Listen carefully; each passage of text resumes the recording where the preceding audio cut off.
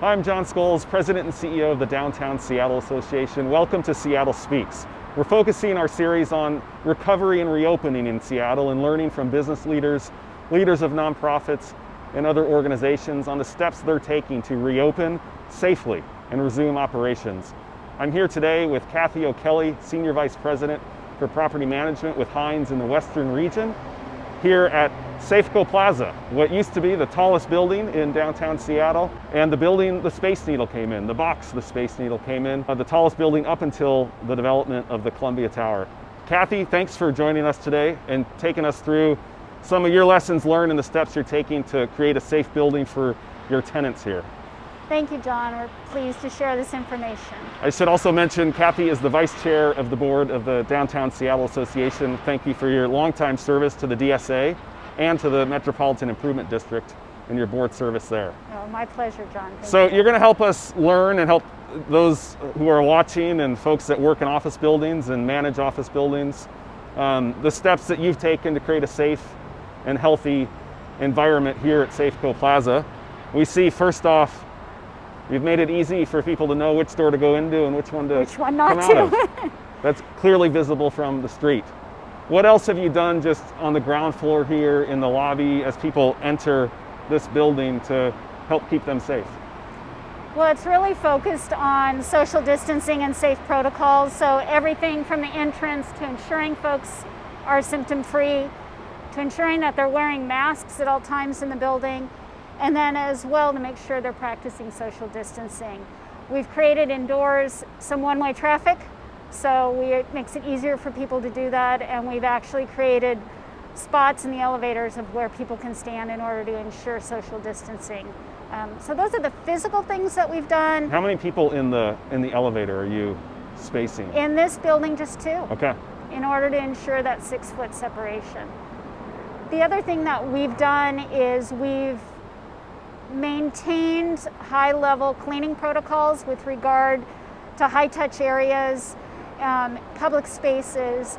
We've reallocated cleaning resources from areas that are currently closed, like the fitness center and the conference center, to ensure that those areas that are being utilized and touched by tenants stay clean and stay safe. And what are the questions you're getting from your tenants and sort of their expectations of what you as the property manager should be taking care of versus the responsibilities they have as an office tenant? We have spent a lot of one-on-one time with the tenants to ensure their return to work plans are consistent with the buildings and providing them support where they need to. The building does stop at a certain point with regard to responsibilities, so it really is the tenant and the employer's responsibility to prepare their tenants to come back to work, to prepare their clients and their employees to be ready to come back to work with regard to personal protection and protocols within their space. What we're doing to support that is providing guidelines, providing resources if they need it, to support their plan to return to work. And we're functioning right now twofold, not just as a landlord, but also as an employer. And I'm so excited to see people going the right way. People are going in the building. So as an employer, as Hines, what's that experience been for you in communicating with your employees about returning to the office? What are the steps you've taken? How did you make those decisions? And where are you today with people working back in the office? Well, a lot of it has been governed from a corporate standpoint with regard to essential versus non-essential staff. So we early on, back at the end of February, early March, began having non-essential staff working from home. Our engineering staff is essential. We need to maintain the buildings and ensure that they're operating for the tenants. Yep. As few as they are right now are working in a safe environment, and the building continues to run in a safe manner. So we've had engineers on site throughout the work from home and shelter in place requirements, but they are considered essential and have continued to support building operations. But for our own employees, we've provided personal protective equipment. We've created social distancing within their workspaces and protocols and working within the building and space requirements and spacing requirements in order for them to be able to do their jobs safely. We've also allowed employees that either personally have any compromised health issues or a family member that does, we've allowed them to work from home in order to ensure those safety levels. And then what about daily screening? Are you asking people to sort of self-certify before they come in that they're healthy? We have twofold. We do a daily survey for any of our employees coming in that lets you self-report. And then when you get on site, we have temperature screening that people have to self-screen through. So we have it from home before you get into your transportation, and then once you get on site. And then any visitors or contractors we bring into the building, we ask to do the same thing. So our janitorial staffs, our cleaning staffs, and our security staff, daytime and nighttime, all self-screen coming in. Are there any notable lessons learned from your experience that you would share with other employers about how you go about making these decisions and communicating to the workforce? I think the most important thing is to be sensitive to individual employees' needs and to ensure you have the resources and the supplies available to create a safe working environment for them. And then communicating what that looks like.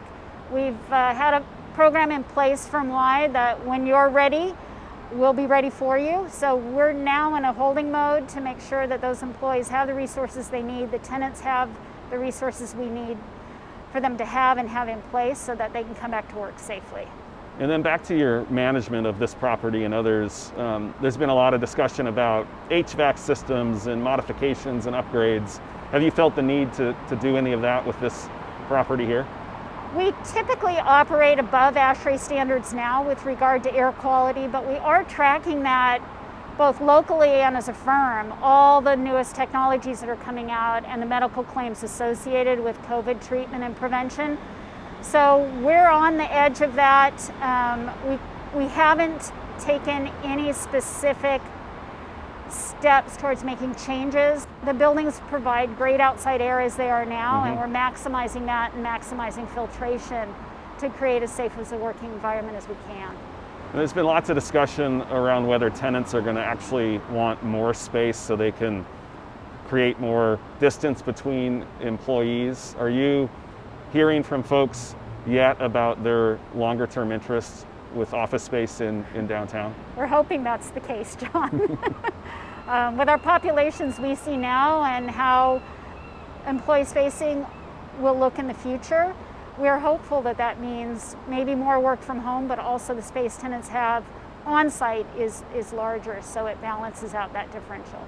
And what are you hearing sort of generally from your tenants now that you've taken these steps to increase safety standards in the building, and now that within phase 2 here in King County, we can bring professional services back?